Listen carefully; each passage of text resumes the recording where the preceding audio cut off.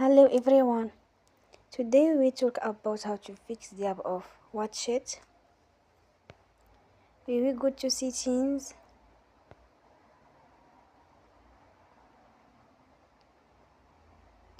then we click on apps. After that you will search the app WatchIt and you will click.